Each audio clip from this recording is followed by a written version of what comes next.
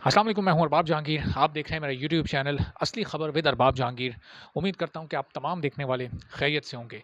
पाकिस्तान के तमाम medical students जनाब बहुत कोशिशें कर रहे हैं, अपने हक़ के लिए आवाज़ें उठा रहे हैं और अब कुछ ऐसे इक़दामात भी उठा रहे हैं जो उनको उनका हक़ दिलाने में मददगार और कारगर भी साबित हो सकते हैं। आज की बड़ी इंपॉर्टेंट अपडेट्स हैं जो कुछ आज हुआ है और कल भी इस सिलसिले का तसलसल जारी रहेगा और तमाम स्टूडेंट्स कल भी मिलकर अपने हक़ को हासिल करने के लिए कोशिश करेंगे। तो आज क्या हुआ और कल क्या होने जा रहा है, ये तमाम सूरत-ए-हाल मैं आप तमाम लोगों से शेयर कर लेता हूँ ताकि आप लोग भी इसमें अपना-अपना हिस्सा डाल सकें और कल जो होने जा रहा है उसको ज़्यादा मौसर बना सकें और उसमें भरपूर तरीके से शिरकत भी कर सकें। तो जनाब पहले ज़रा आज की बात कर लेते हैं। कल एक प्रोटेस्ट होने जा रहा है, उसकी टाइमिंग्स और उसका एजेंडा मैं आपको बता देता हूँ। लेकिन जो आज 2 केसेस पेशावर हाई कोर्ट में पेशावर के स्टूडेंट्स ने फिर स्टेप लिया, 2 स्टूडेंट्स और आगे आए और 2 पिटीशंस दायर की हैं और दोनों ही बड़ी इंपॉर्टेंट पिटीशंस हैं। एक पिटीशन में तो ये कहा गया है कि जनाब पीएमसी, ईटीए और केएमयू इनकी जो इन नाअहली साबित हो गई, इनकी मिस्टेक्स थी,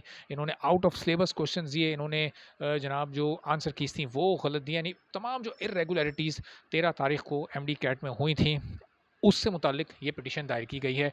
और एक और पिटीशन दायर की गई है और उसमें जनाब क्या कहा गया है, उसमें जो पिटीशन का जो मतन है, जो कंटेंट है, उसमें बात की गई है इलेक्टिव मार्क्स को कंसीडर किया जाए। सिर्फ़ इलेक्टिव मार्क्स कंसीडर हों आगे एडमिशन के लिए ताकि जो इस इर्रेगुलरिटीज़ के नतीजे में जो कुछ होने जा रहा है, उसका नुकसान किसी हद तक कम हो सके और इलेक्टिव मार्क्स के थ्रू फिर बेहतर फ़ैसला हो सके, इंसाफ़ हो सके और तमाम स्टूडेंट्स को उनका मतलूबा जो उनके नताइज हैं वो जनाब मिल सकें। तो ये 2 पिटीशन ज़ाहिर हुई हैं और इसमें से एक पिटीशन कल समाअत के लिए भी मुकर्रर हो चुकी है। कल बड़ी इंपॉर्टेंट समाअत इस पर होगी। क्या उसमें गुफ्तगू होती है, क्या उसका नतीजा निकलता है, क्या कोई फ़ौरी तौर पर फ़ैसला आता है, ये तो अब कल ही मालूम हो सकेगा। और आपके इल्म में ये बात भी होगी कि पेशावर हाई कोर्ट ने ही एमडी कैट के टेस्ट को फ़िलहाल पिछले हफ़्ते पोस्टपोन कर दिया था कि जब तक उसकी शफ़ाफ़ियत से मुताल्लिक प्रोसेस मुकम्मल नहीं हो जाता, उस वक़्त तक उसको अनाउंस ना किया जाए। तो उस पर भी कल एक वाज़ेह सूरत-ए-हाल पैदा हो जाएगी। अब जनाब कल क्या होने जा रहा है, कल एक एहतजाज आप तमाम स्टूडेंट्स मिलकर कर रहे हैं और ये इनिशिएटिव भी पेशावर के स्टूडेंट्स ने लिया है। केपीके के स्टूडेंट्स बहुत एक्टिव इस वक्त इस सिलसिले में और सबसे तवाना आवाज़ इस वक्त पूरे मुल्क की बने हुए हैं अपने हक़ के लिए आवाज़ उठाने में। और ज़ाहिर है कि इसका फ़ायदा दूसरे स्टूडेंट्स को भी, दूसरे सूबों को भी होगा और आप तमाम लोगों को इनको देखकर खुद भी अपने-अपने सूबों में ये एक्टिविटीज़ करनी चाहिए हैं। जो सिंध में एक्टिविटी हुई है, जो कराची प्रेस क्लब के बाहर एहतजाज हुआ और उसका क्या नतीजा निकला, वो भी मैं आपको बताता हूँ। लेकिन पहले मैं आपको ये टाइमिंग बता दूँ कल की। कल सुबह 11 बजे पेशावर प्रेस क्लब के बाहर ये एहतजाज होगा और तमाम स्टूडेंट्स जो पेशावर में मौजूद हैं या जो आस-पास अगर इलाकों में मौजूद हैं और पहुँच सकते हैं पेशावर प्रेस क्लब के बाहर सुबह, तो लाज़मी पहुँचें, लाज़मी पहुँचें। क्यों मैं ये कह रहा हूँ आपसे?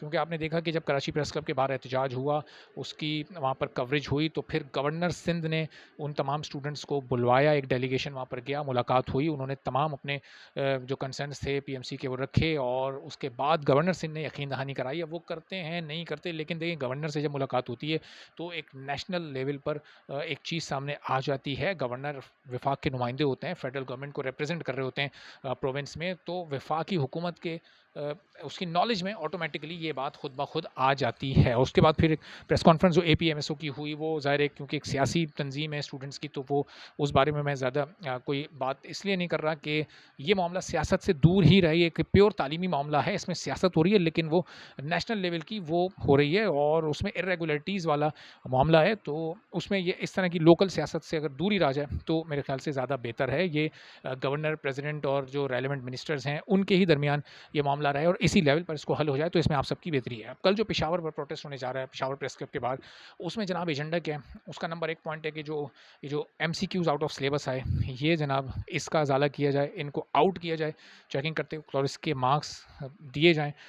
फिर जनाब एक और इसका एजेंडा क्या है कि जनाब ये एमसीक्यूज़ आउट ऑफ सिलेबस आए थे, इसकी इर्रेगुलरिटीज़ में जो भी मुलव्विस था, यानी फिर गलत आंसर कीज़ जो दी गई, जिस तरह ये एक बहुत बड़ा ब्लंडर था।